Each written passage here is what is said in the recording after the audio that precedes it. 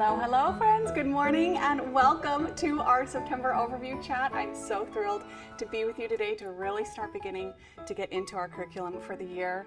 Hello and welcome. I hope you enjoyed our little intro there, which is really fun. I see some friends have already joined us all the way from Austria and all over the world. That is absolutely incredible. So hello, good morning or good evening, depending on where you're joining from. If you're here joining live in community or in the app, thank you so much for tuning in. Go ahead and say hello. I always love the live participation. It makes this so much fun. And if you're taking the time to rewatch the recording, thank you as well for carving the time out.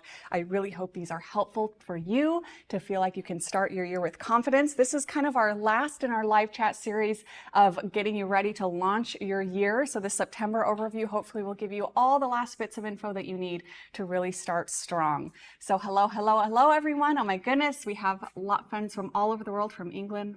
Oh my goodness, hello, lovely. If we have just a quick little video check, if someone says the video is lagging behind the audio, I just want to make sure we're good. I do see some red outlines. Does anyone see that? We good? Okay, I just want to make sure things are looking good before I really dive in. Okay, so thank you for joining. As I mentioned, if you're just hopping on, welcome to our September overview chat. This is where we actually get to dive in to our curriculum together. I'm going to give you some more insight on everything you can expect for your month of September: stories, songs, circle, lessons, all of that. Looks like I did have some red. I think it's gone now. Alrighty, but before I get started, who has listened to our Songs of Autumn album yet? Any listeners? Any new favorite songs? I would love to hear if anyone has been able to stream that. Love it. Yay. So if you missed it, our Songs of Autumn has released yesterday on all streaming platforms.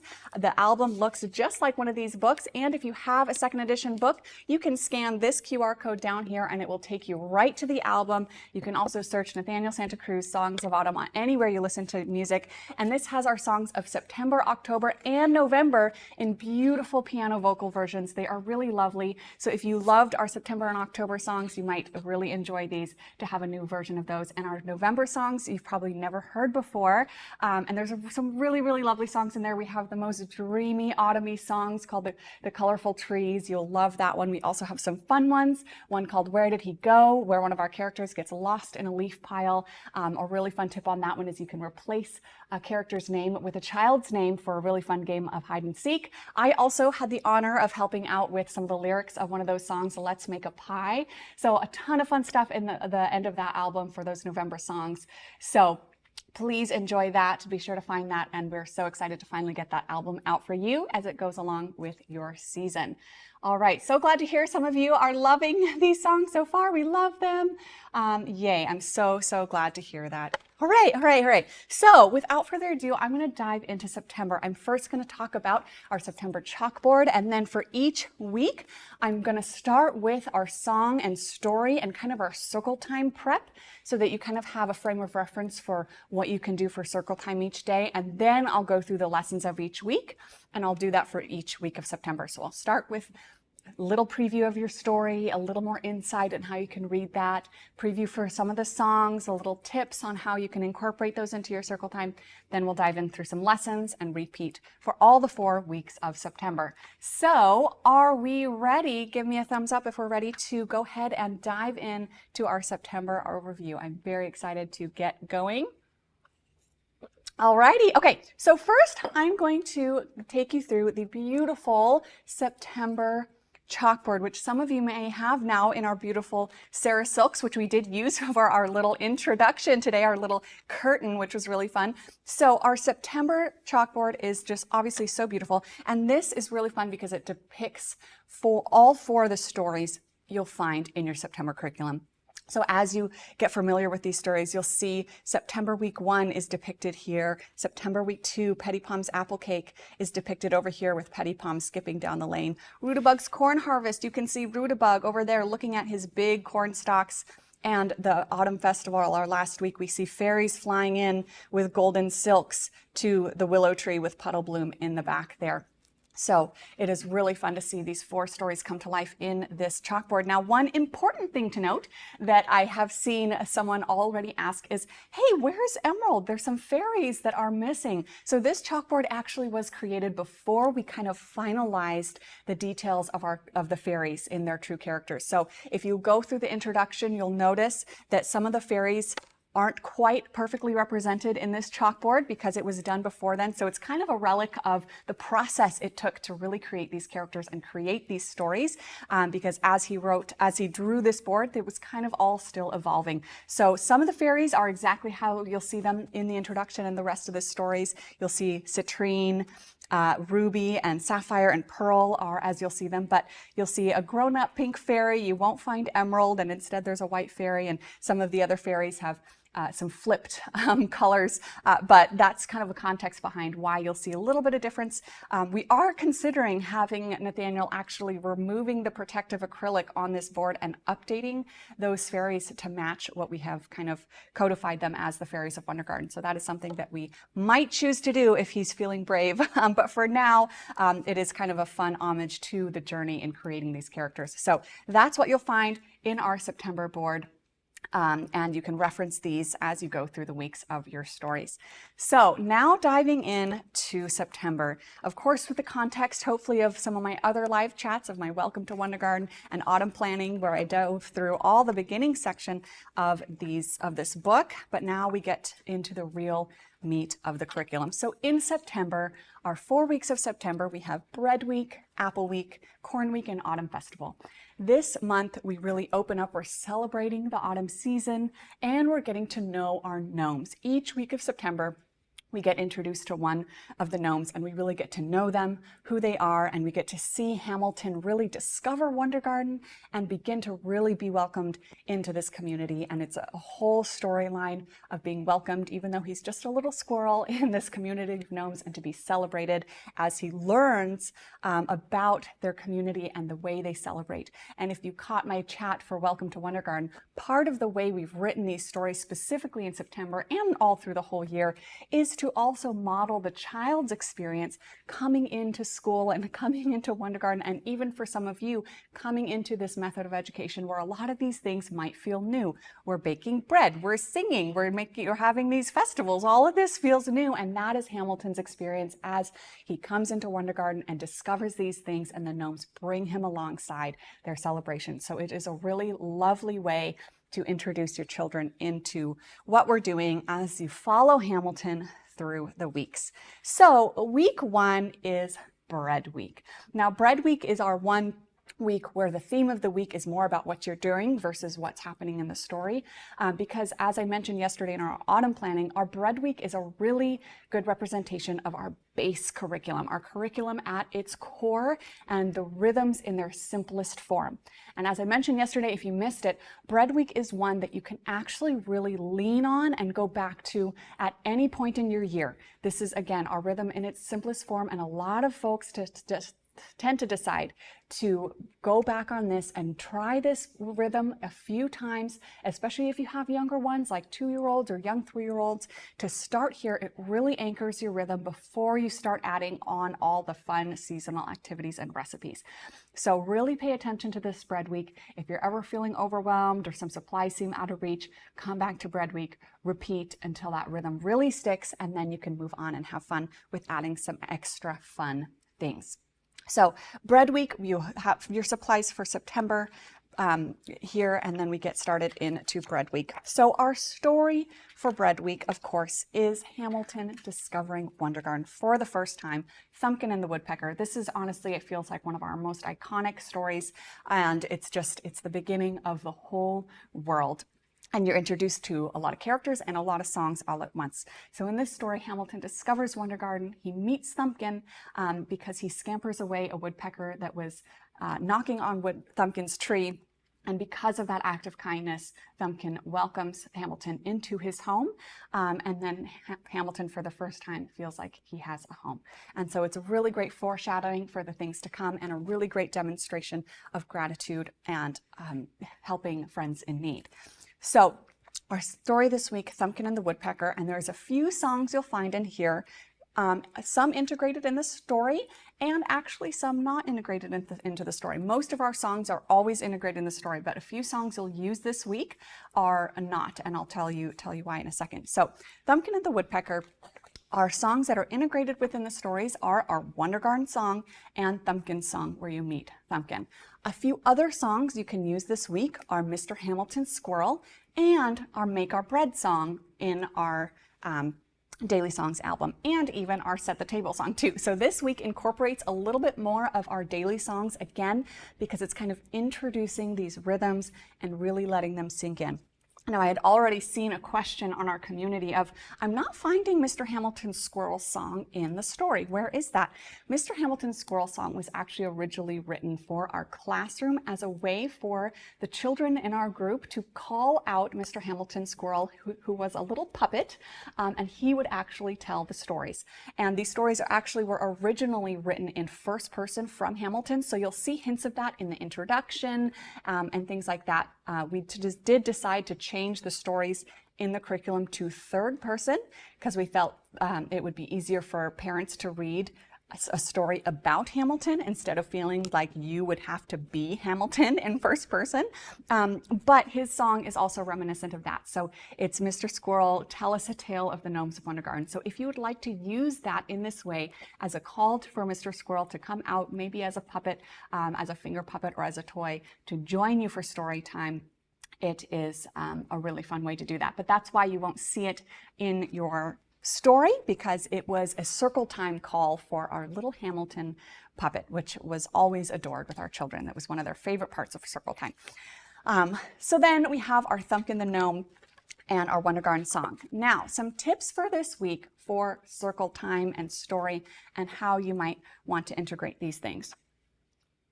As I mentioned again in a previous chat, if you are completely new, I would suggest focusing on a first verse of one song for your circle time. You can enjoy the rest of the songs on repeat on the album, of course, but as you really bring a song to your children, trying to go through all 3 or 4 of them can feel overwhelming, and that's not our goal. Our goal is for it to feel fun and simple. So my suggestion this week is to focus on Thumbkin's song. And for these first 4 weeks of September, something that's really fun is our gnome songs actually do have a few sweet little hand motions that I will get to show you today. A lot of our songs are more cinematic or just beautiful and imaginative, and so they don't necessarily have little hand motions to go along, but our gnome songs were designed to be a little more interactive for the children and to have hand motions to go along with them. So even as you go through the year, if you want to come back to these gnome songs based on whatever the story, who the story is kind of focusing on, these are really great to fall back on to really get these into the children's bodies and to their little hands. Another tip with Thumbkin's song is there's 2 versions of the song within the same song. So the first version is his first person song when he is introducing himself to Hamilton, and then we have a third person song that we can sing about Thumbkin. So if I were to be doing this for the first time with my children, I would probably choose to focus on this right here, the third person version of Thumbkin's song, as we can sing about Thumbkin and who he is. So I'm going to do a little demonstration for you now, if you are all ready for that, to show you some demonstrations of how you can do Thumbkin's song in circle time. Are you ready? This one includes thumbs for Thumbkin. Thumbkin, Thumbkin, Thumbkin the gnome. He lives in a birch tree and calls it his home. Thumbkin, Thumbkin, Thumbkin the gnome, the red hat and white bearded gnome.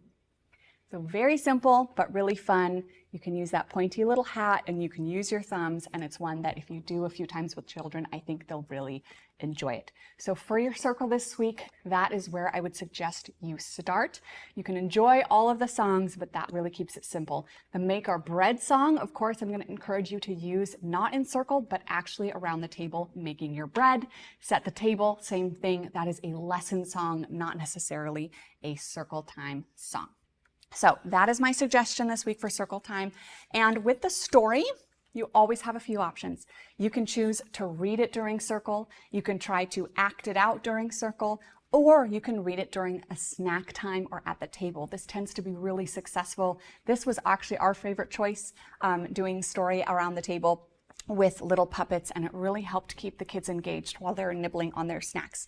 And it is up to you and your children's attention span if you would like to read the whole thing repeated 3 days so it can really sink in, or if you would like to divide it up between some of these predict points, 1, 2, 3 parts of your story, so you can build on for some of those little ones who maybe their attention spans are a little shorter. We have these pause points kind of built in, so you can use that as a perfect time to break and save the rest of the story for the next day.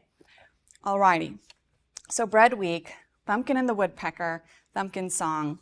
Any questions on that before we dive into our lessons for the week?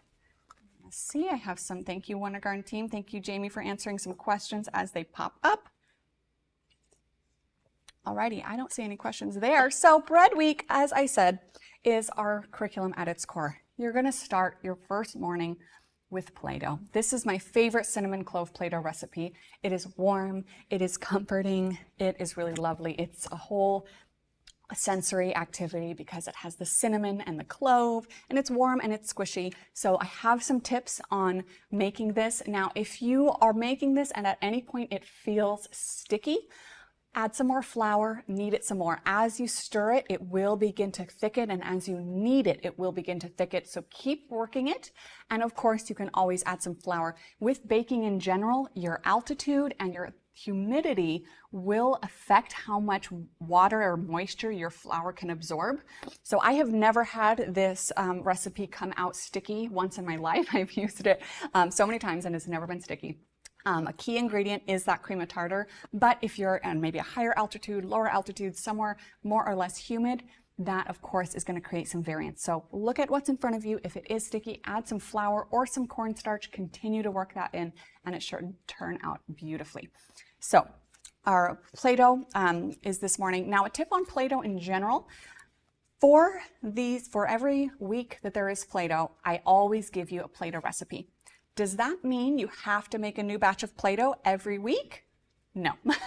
This Play-Doh does keep really well. So if you want to seal it in a Ziploc bag and use one lump of Play-Doh for your whole season of autumn, it will hold up if it doesn't dry out. It lasts almost forever.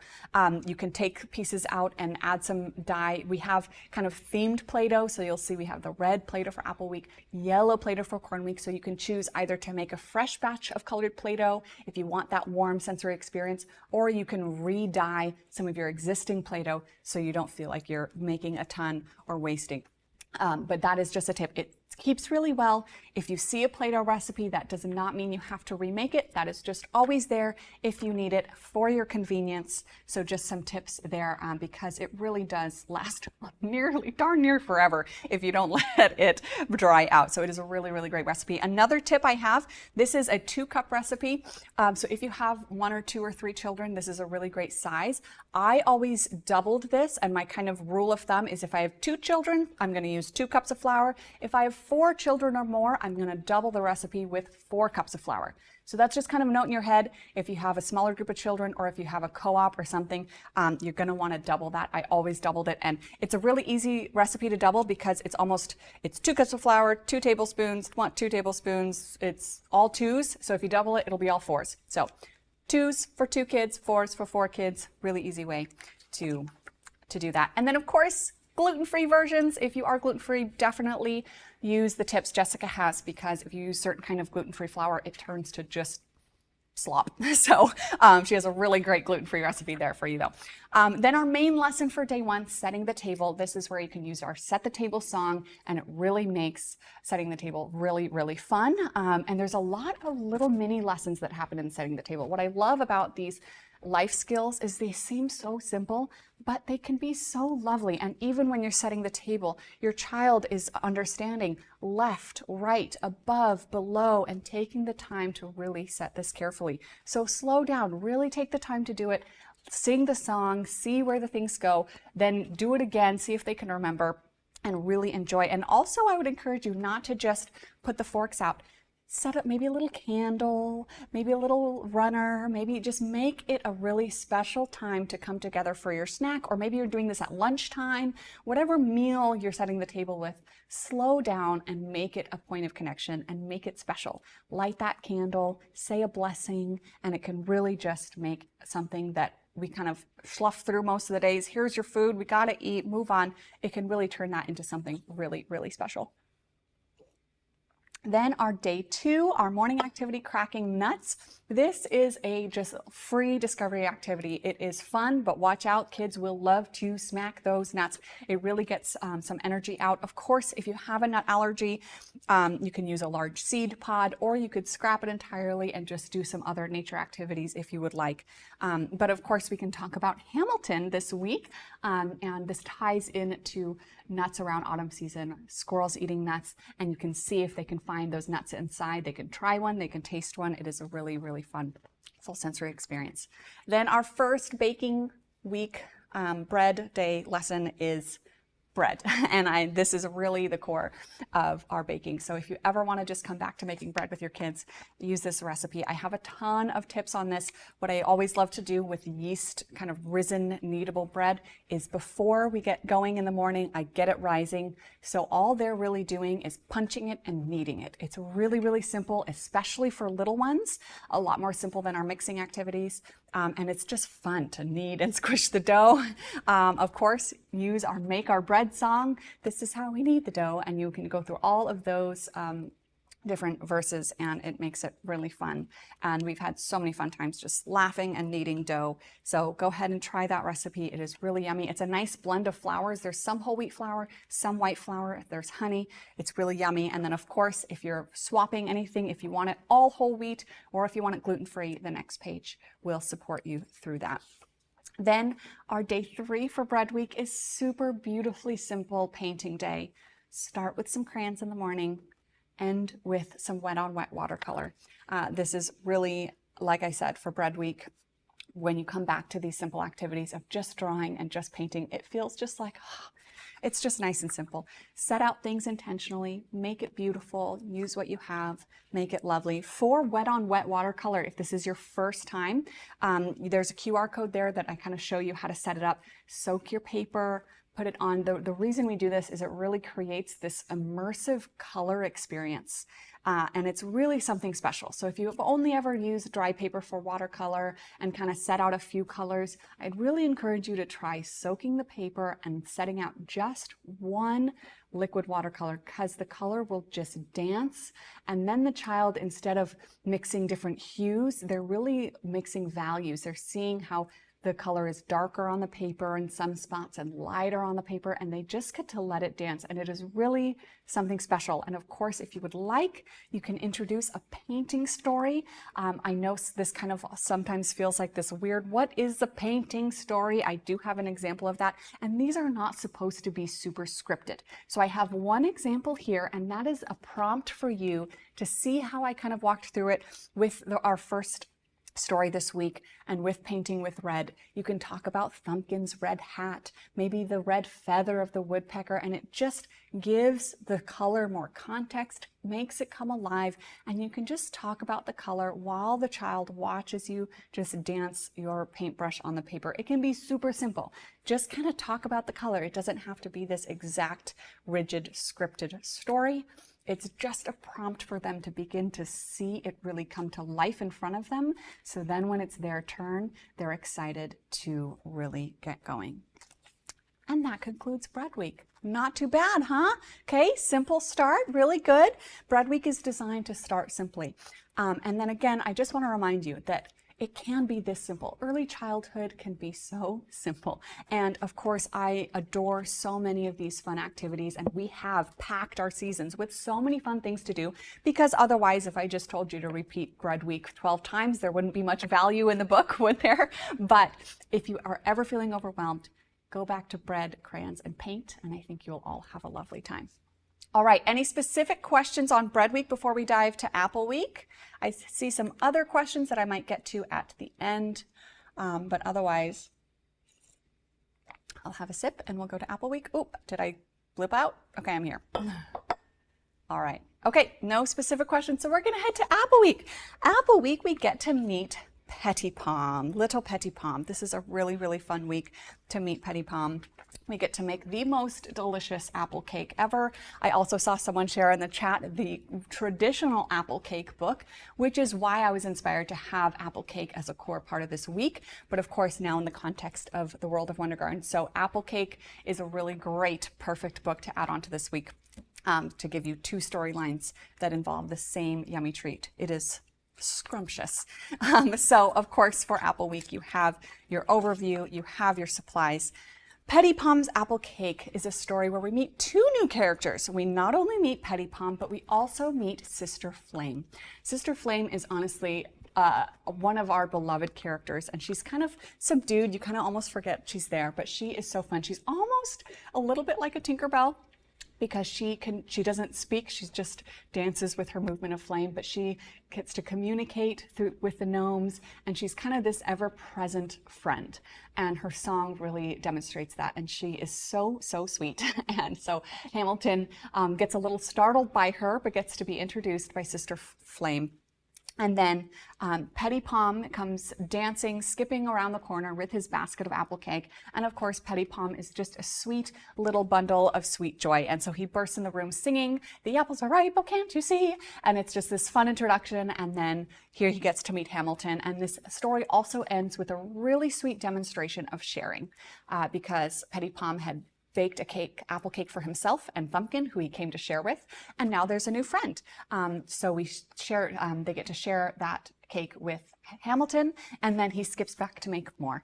So it is a really sweet introduction, a really nice little tip on sharing there at the end. Some more chat says it's resolved, so I'm just gonna keep going. So for our songs this week, we have Sister Flame, we have Little Petipom, and The Apples Are Ripe. All really lovely songs. But again, my tip for this week, if you're gonna focus on one, I would suggest focusing on Petipom's song. And this is another one that I have some fun motions for you that I will demonstrate. And then I also have one adjustment you can make, slight adjustment to the lyrics of this song to make it a little bit easier for little ones, okay? So are we ready for a little demonstration here? So this one is fun. It involves some clapping. So if I hit the table, I would pretend these are my knees. So in circle time, this would be knees. Okay, ready? Little Petipom lives in a tree full of golden plums and birds that sing. Coming round the corner, you may see little Petipom pom full of glee. And I would keep it there. And that part is really easy to sing. Kids love this. Now, the little bit of a change you can make, if you want, for your little ones, is instead of little Petipom pom, you can also say Petipom pom. It kind of just keeps his name.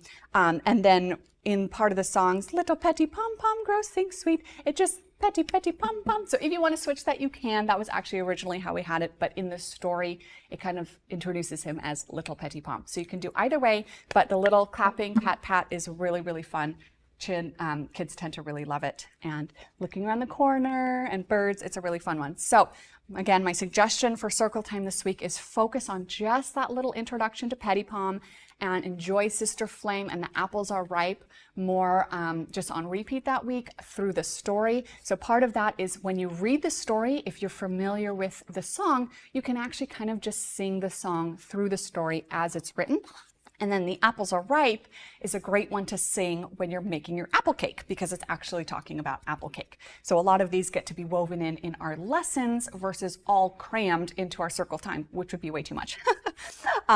So then same notes apply for story. If you want to act it out, if you want to act out Petipom skipping around the corner, if you want to act out making apple cake, if you want to act out picking apples, also in our autumn circle time, we do have the apple motion rhyme. I have that on our YouTube. That one is one that I wrote. It's a really, really great one. So I would suggest integrating that one this week.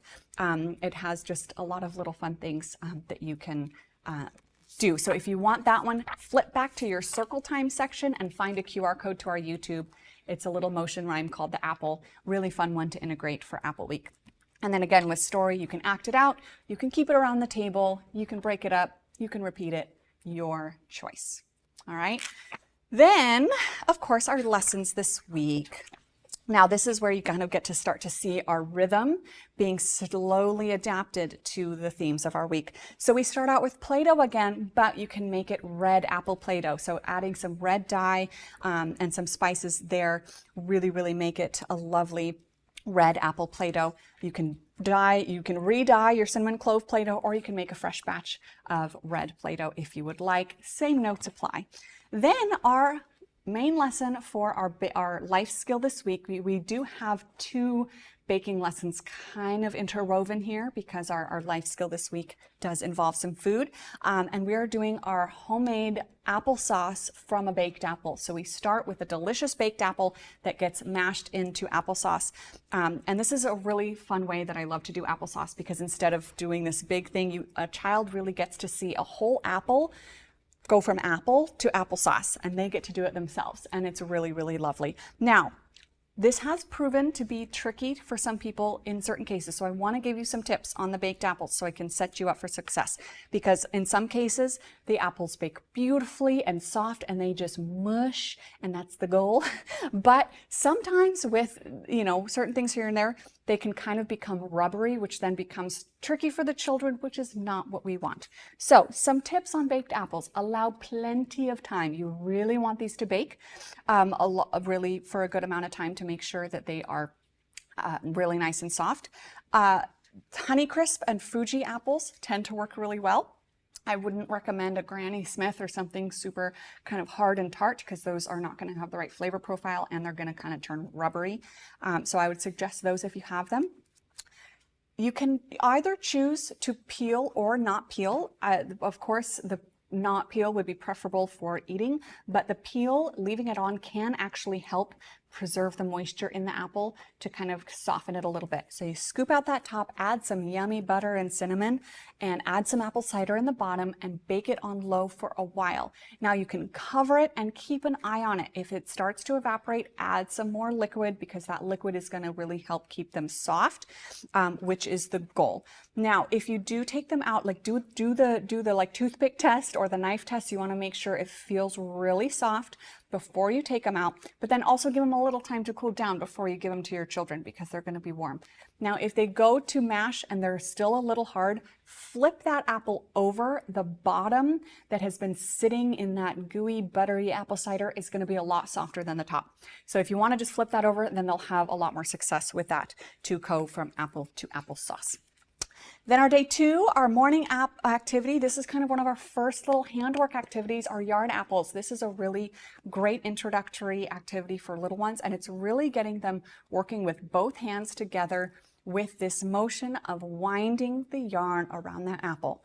Now, for a lot of little ones, don't expect them to do the whole things themselves. This is one that you can come together. You might have to finish it for them, but that's not a bad thing. You get to create something with your child and assist them and connect with them in doing it. So we're getting this motion. This is crossing the midline. This is gross motor. This is coordination, all in this very simple activity of winding your yarn around your apple. So you'll prepare your wool and your little what are those called? Pipe cleaners ahead of time.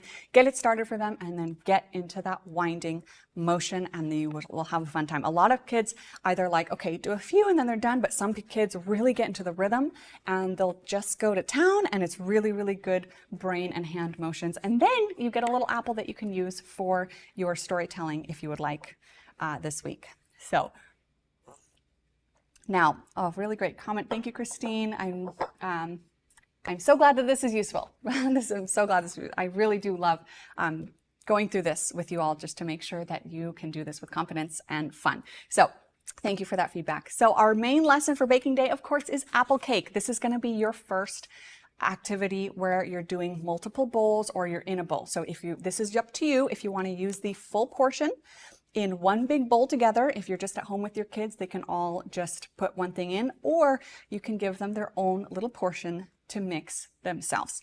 I do love starting this activity with apple chopping. So if you have one of these handy little spiral peelers, it is a really fun way for them to peel their apple, and then it kind of already pre-slices it, so the chopping is really easy.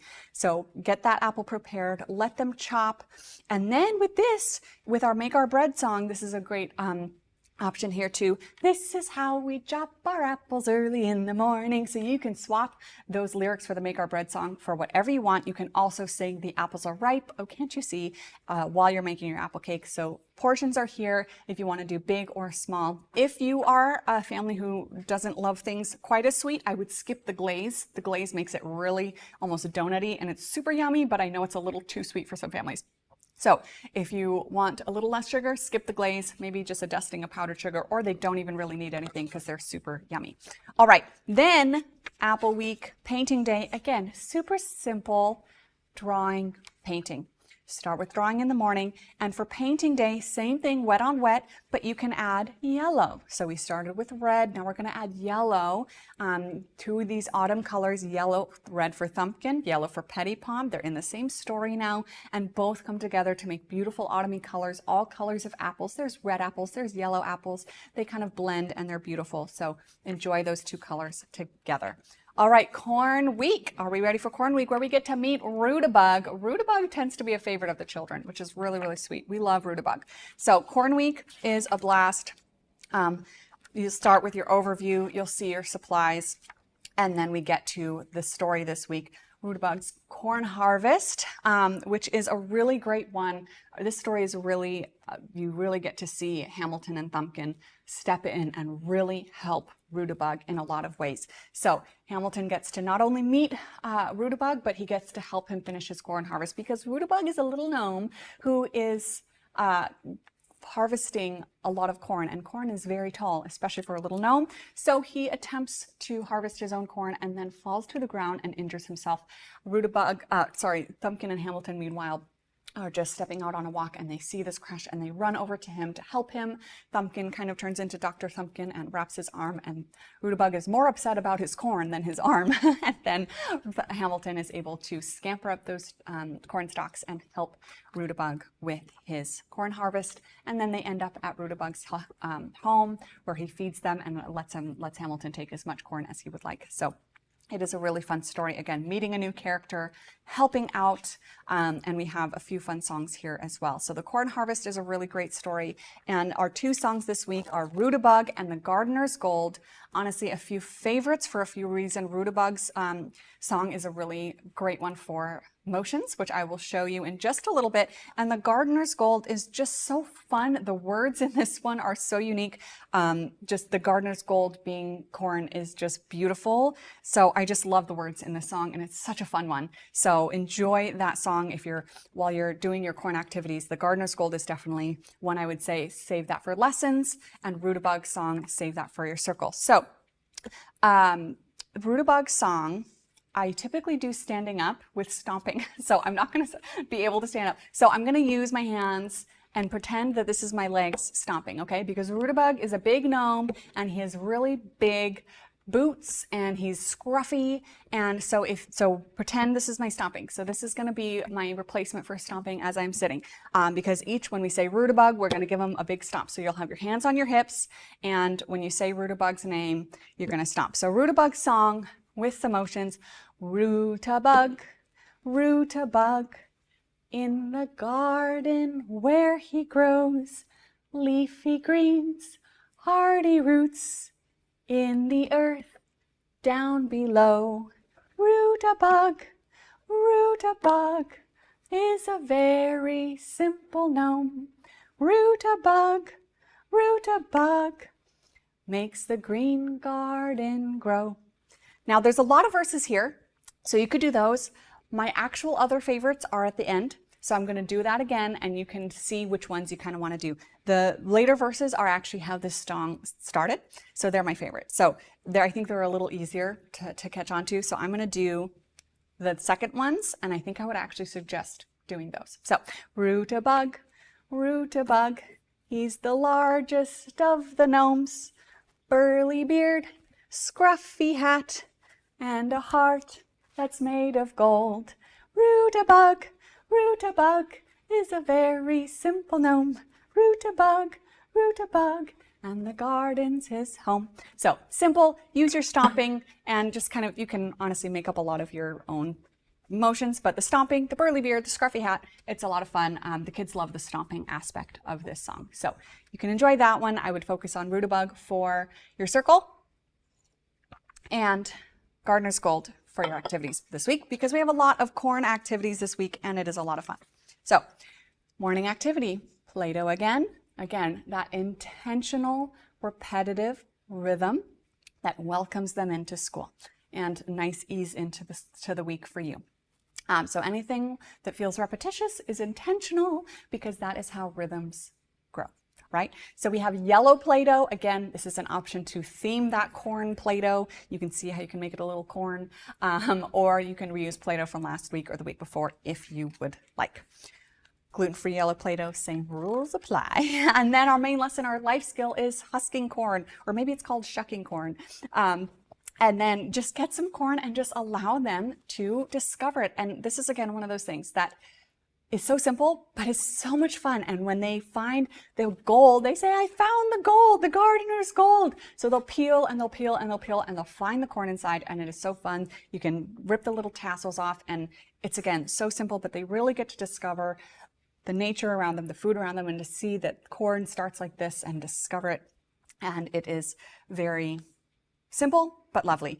Note on corn husks. You can make your corn husk doll with fresh corn husks. So if you would like to do that, you can save them in a cool place. Even when you get dried corn husks, it's food. So if not stored properly, it can mold. Just make sure that you're storing that properly so that your corn husks are ready for your activity. The activity is shown with dried corn husks like you would get at the store for tamales, and those are soaked. But if you want to do them with fresh, you can. Just expect that if you do them with fresh corn husks, they'll dry out after the fact and shrink a little bit. But that's that. So day 2, morning activity, is grinding corn. Now this is, of course, optional based on your access to a corn grinder. If you have a corn grinder, this is a fantastic activity for children. It gets their muscles going. They get to grind that corn and it's really, really, really satisfying. If you don't, you can do maybe a corn sensory bin, maybe a nature outing to a cornfield, something like that. Use what you have. If you want to stay on theme, that's up to you. But if you do have access to a corn grinder, it is a lot of fun and the kids just love it. It's a very satisfying feeling. And you can either choose to keep that ground corn for your cornmeal, but I have tended to notice that I like to still use like store-bought cornmeal so that it's really, really nice and fine for the muffins. Your choice on that. If you are intending to take your ground corn for your muffins, I would say pass that through a few times. Local pumpkin patch has a corn barn. Exactly. Great activity there for Corn Week. Then cornbread muffins, of course, this is super fun, super yummy. Again, it's another mixing activity, so you can choose your full portion that all goes into one bowl, or you can measure it out individually for your children to mix on their own. There's some scooping, there's sour cream, so there's a lot of different textures here. Really delicious cornbread recipe. Definitely best served with butter and some honey. It's my favorite. So gluten-free tips on the next page. Corn husk dolls. These are a classic and these are fun. I include a way to add hair to your corn husk dolls, which is really fun. You can omit the hair if you want, but if you want to add the hair, save the corn silks from your corn husking activity, and they make really fun hair. So if you sandwich your hair between your corn husks before you flip it over, then you can get some fun little hair, and I think it just makes them cute. So instructions for your corn husk dolls are laid out here in photo form. They should be pretty easy to follow. You roll up little arms, tie them off. And so doing this with children, with older ones, they can follow the instructions themselves. With the younger ones, I would have them kind of just assist me. So I would have them pick 4 corn husk sheets and stack 2 of them. Then I would have them grab the corn husk silks and lay them out if they want hair, and then sandwich them together. Then oftentimes I will get the twine started for my littler ones and then have them pull. And then I'll guide that knot again and have them pull. So we're using it together, we're doing it together. And then kids tend to love using scissors. So then to trim them, I'll hold out that twine and they'll get to use the scissors to trim that off. And then of course, as they grow older, 5, 6, 7-year-olds might be able to do this activity completely independently. But with your little ones, do a few things, offer them to come and join with their little hands. You're making something together. So then our main lesson for our day 3 drawing, we're using our crayons again, but we're adding a little something. We can use them to decorate our corn husk dolls. So you have your freshly made corn husk dolls from the day before, and then you can actually just color on these with crayons. This definitely works better with a thicker beeswax crayon, but it's just a fun way for them to customize, and it's a little different than crayon on paper. They can make them unique. They can make them your own, and it is really fun. So day 3 is all about corn husk dolls in the morning, making them, and in the main lesson, decorating them. Sorry, I think I did get that mixed up. This is all the same day. So instead of beeswax crayons in the morning, you'll be doing them for your main lesson and decorating them. So really fun things there. I do see some questiones. I'm going to get to those right at the end after I cover our autumn festival, our last week of September. All right, so the Autumn Festival, if you were here for our autumn planning session, is a nod to both the autumn equinox and to Michaelmas. So you can arrange this as you would like and enjoy these themes as you would like as well. We do have a ton of songs and a lot of introductions this week. So this is one where you're going to really want to listen and decide what you want to focus on. So I'll give you kind of a rundown now. Oh, this is a star turning week. So autumn equinox, we turn our stars at the equinoxes, the solstices, and the halfway points. So this gets turned to orange. So this is a really fun tradition that you can add with your window star as it kind of becomes this seasonal clock. So this week we turn our star to orange. We have our Seasons Come, Seasons Go song, which is the song for the last week of September. But you can use this song anytime you turn your star. It actually sings through each of the colors and how they align. And of course, in the beginning of the book, you can see that diagram of the star. And then our autumn star turning song. So this is something that I sing as I turn the star. I use the same melody as Seasons Come, Seasons Go, but I slow it down and make it a little more reverent. So, seasons come and seasons go, with our star we turn to show. Farewell we bid to summer's sun, the autumn season has begun. So again, it's the same da da da da da da dum, but just a little more reverent, and this kind of verse that just honors the turning of autumn. So a little bit more about your star turning. You can either choose to do this at the end on day 3, which is kind of your festival day, or if you want to turn it on actual autumn equinox, I think on the 21st this year. So star turning week, always a lot of fun. Quick question, when do you make the star? I always make the star before the school year. So this week is a great time to make the star. If you're going to make the star this week, hang it so the gold is up so that it's ready to turn to orange at the end of September. All right, so then you have your daily overview for the autumn festival and your supplies needed as well. So little note, this is one of your first optional weeks or your first chance for beeswax leaf dipping. In yesterday's autumn planning, I talked about how you have 2 chances for beeswax leaf dipping, one here at the end of September and one at the beginning of November. This is so you can choose what works best for your climate. You can skip this and replace it with Play-Doh if you want, or you can go ahead and do this if you have some leaves available to you. So our story this week, it is the Autumn Festival in Wundergarten. They are welcoming the coming of the autumn princess, and they're saying goodbye to the fairies. So I know this is kind of sad. We're just kind of getting introduced to, oh, there's fairies, and they do head out for the winter. They kind of come and go with the flowers. So they'll have a grand reintroduction in the first week of spring, but we do bid them farewell. So with Hamilton too, it's like, oh, there's fairies, but now there's kind of this goodbye as we head into the autumn season. We do get a lovely introduction to Pearl, and Hamilton is really welcomed into Wundergarten. So this story, we begin, there's excitement for the Autumn Festival. Hamilton sees fairies for the first time, and they're going to come and meet Puddlebloom for the first time as well. So he meets Pearl, the fairest of fairies. She's the elder fairy of the group of the fairies of Wundergarten. And then they go to meet Petipom. So you hear Petipom's song, and he's the wise elder gnome of Wondergarden. And so there's kind of this almost initiation into Wondergarden where he's really officially accepted because Petipom and Pearl have seen how he has cared for Thumbkin and Petipom and Rutabug, all of these acts of kindness that Hamilton has already demonstrated just in his first few days at Wondergarden, and they welcome him into the community and celebrate that. They don him with a golden cape and crown, which those activities are, of course, also a nod to Michaelmas. So you can integrate these things. And then with their celebration, they sing the Seasons Come, Seasons Go dance. So this Seasons Come, Seasons Go song is intended to kind of be a circle dance. If you have a group, you can dance this as in a circle with each of the children wearing a colored play silk. And then when their color is called in the song, they can go dance in the middle and then come back to the ring. I know a lot of you are just home with your few children, so this might not work as well that way, but you can give them a few colored play silks and they can just sing and dance, and it's a really fun, upbeat song.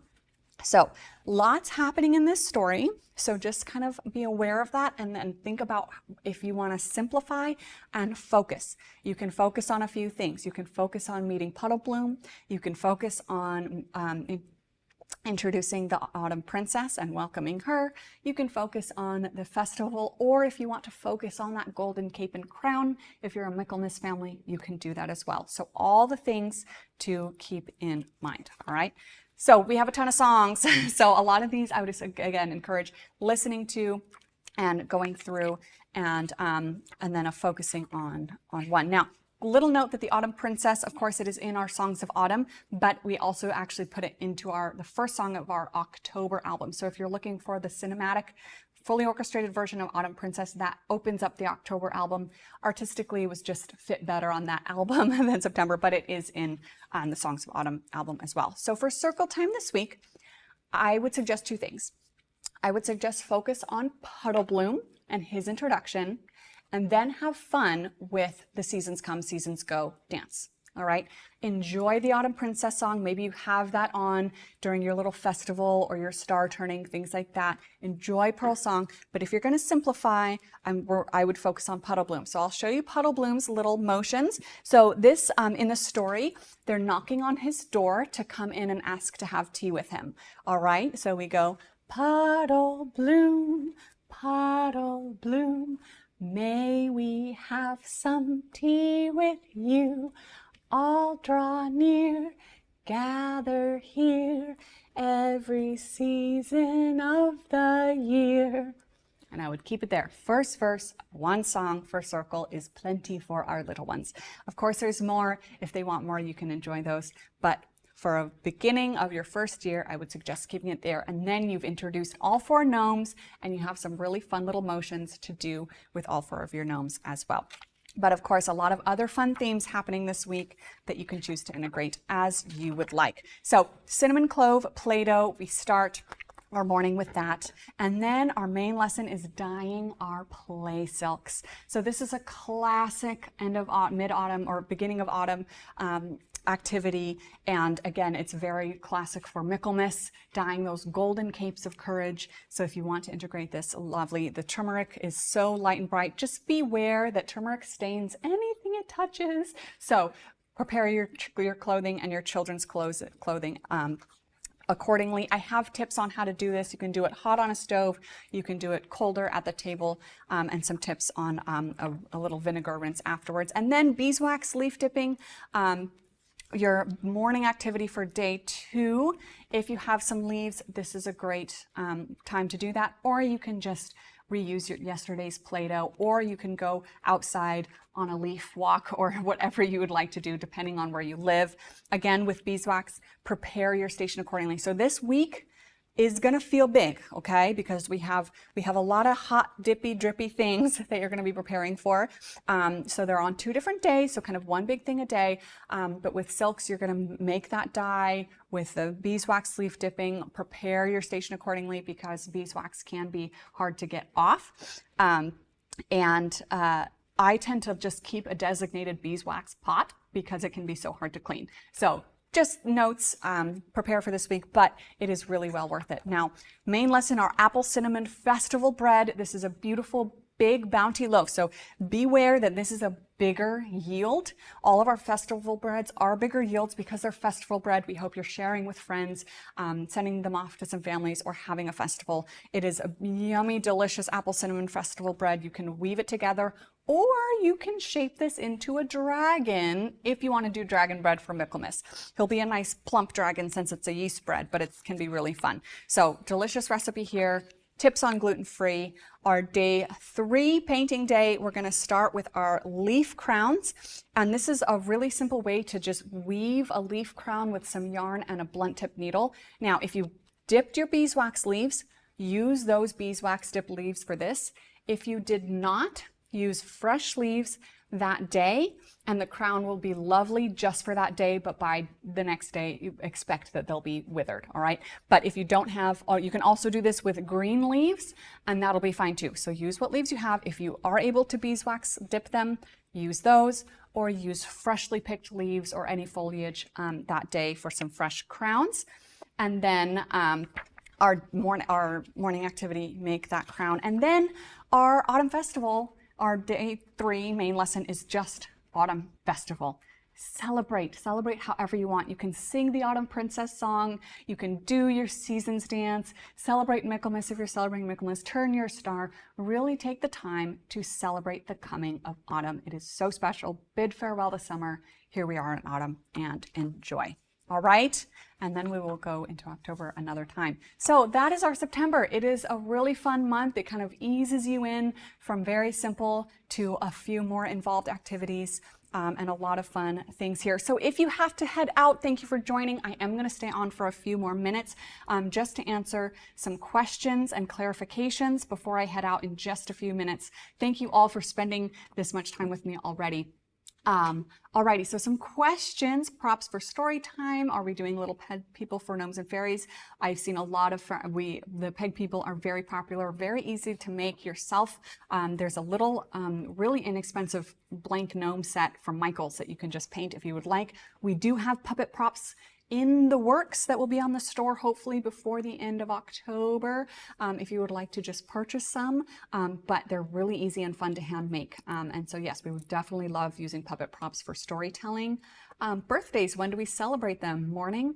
I might touch on this on another time. We kind of celebrate birthday all throughout the day, interwoven with birthday cards in the morning, a circle dance at circle time, and cupcakes at snack time, and a birthday story at snack time. So you can integrate that throughout the whole day if you'd like. Will you have a cinematic version of your November songs? Yes, eventually, yes. So if you are familiar with our September and October albums, they are fully produced, kind of cinematic, full orchestration. Especially that October album is so lovely. Those take a lot of time and a lot of money to make. So we decided to pivot after those 2 albums to get you all the music so you could use it functionally as soon as possible. So we pivoted to those just simple piano vocal versions of the entire seasons. So we have songs of winter, songs of spring, now we have songs of autumn. You have all the songs you need to sing and enjoy with your children for your curriculum. Now that that is out, our next album that we will release will be Songs of Summer in June, and those will be that same piano vocal versions of all of our new songs of summer. And once that is done, then we will be working with our producer to come back through eventually over the next few years to work on fully produced orchestrated versions of every single individual month album. So Songs of November will get a full album. Songs of December will get a full album, which will be so much fun to dress that one up. So yes, eventually we will have albums for every month, but right now we're focusing on the seasonal albums so that we can get them out instead. Alrighty. I've already dyed a play silk gold. I was thinking of maybe dyeing her apron. You can really dye whatever you want. You could dye maybe a tablecloth or another cloth or whatever you would like. Absolutely.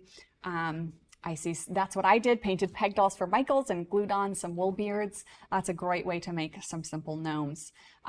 Very excited for you all to get going. Any other questions before I sign off today? Is there a cookbook in the works? Yes, eventually. Right now, my big task is I've got to finish another book this size, you guys, for summer. So I have a tight summer deadline. So right now I need to finish the summer book. And that will really kind of finish the work we started. So we had definitely started an autumn cookbook, but then we realized, hey, we can't get too distracted. We need to finish our core work. Once all of those seasons are done, then yes, I would absolutely love to come back and just do a cookbook with Jessica, fully adapted with my recipes and her gluten-free recipes, baking with children. I think it'd be so much fun, but that is a whole other project entirely. So yes, it's on the works and the radar, but it probably will be a little while because we have some other things to finish first. All right.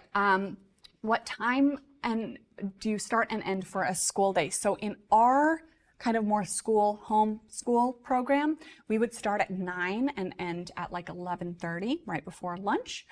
So we spent about 30 minutes to an hour on that morning activity, 10 to 20 minutes on circle, 10 to 20 minutes on lesson, 10 to 20 minutes on snack, and then headed outside for free play for the rest of the day. But as I mentioned in our Welcome to Wondergarden, this is a rhythm. You can do this as quickly or draw it out as long as your children like. You could do this throughout the day, some things in the morning, some things in the afternoon. It can really exist differently. Obviously, a lot of this was inspired by how I did it in kind of a little home classroom setting. So in a homeschool setting, it's going to look different. It should look different. So really be free to adapt this. Maybe the morning activity happens right after breakfast, and then you go out for an outing, come back for a main lesson, or maybe snack is lunch. It can really live and breathe however you need in your home. What day will we begin the school year? We'll be beginning next Wednesday. We'll actually be kind of starting on a day 2. We have Labor Day, we take a breather, and then we ease into our week with a Wednesday, Thursday, and then we start day 1, 2, 3 the next week. So next week, this is kind of our last week of summer, so we'll be getting started next week. If you've already made corn husk dolls before, should you do it again or replace with a beaded corn craft? Absolutely up to you. You can absolutely swap that with another themed corn craft if you feel like you've just done that. That is a great suggestion. Or if you want to try it again, maybe with the hair or something different or colored on it, you can do that too. Whatever feels best. If you have some extra materials on hand, you could do it again. You could do both. Anything you'd like. All right. Any other last dying questions before I sign off for the day? This was fun. I really do love supporting you all.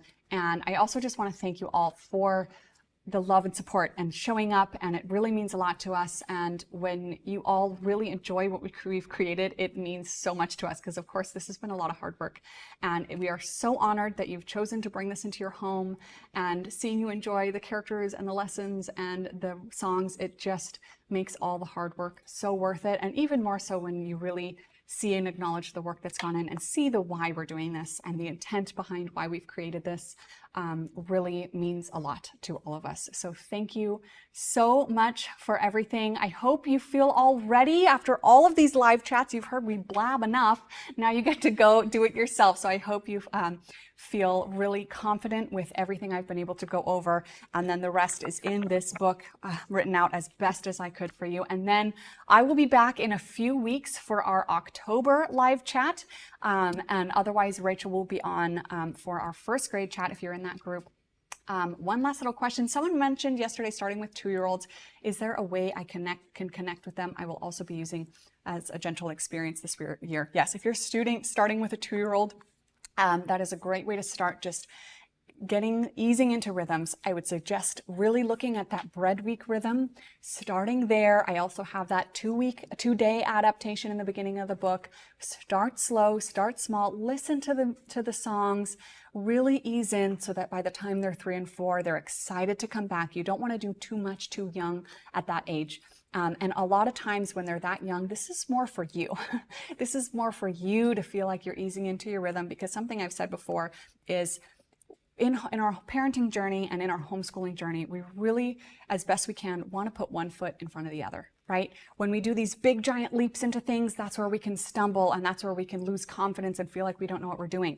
So by starting really small with a 2-year-old, just easing in, getting familiar with some rhythms, trying some things out, getting familiar with the characters, then the next year, is just one foot in front of the other when you start adding some more of those really fun activities, and you get to do that again. And then just one foot in front of the other, it'll feel like when it comes to first grade, when you begin adding some real academics. So if you're starting with a 2-year-old, I would say this is more for your journey to ease into your rhythms. Keep it simple. Don't do anything that feels overwhelming for either of you. Repeat, ease in, and enjoy. So thank you again. Thank you so much for being here, and I'm excited to be back with you in October. We also do have a freebie sneak peek coming your way in community either today or tomorrow that you will be able to actually use and enjoy for your September week 1. I won't give too much away, but it's just something we're working on that you're going to get a free sneak peek of, and I think you will love it. It's something that we're really excited to be working on this year. So keep an eye out for that freebie coming soon. I think you will love it. And of course, always keep an eye out for some other announcements in community for things coming down the line. And we are here for you. Myself and Jamie, who has the Wonder Garden team account, we are all here to help you through this journey. So even though I won't be live again for another few weeks, this community is for you. I always love seeing you support each other. And then of course, I'm always around to answer any burning questions. So we are so excited that you're here. Again, thank you. I hope you all have a lovely start to your week. I hope it is everything you hoped. I hope it is so much fun. Enjoy, and I will see you again in a few weeks for October. Bye, friends.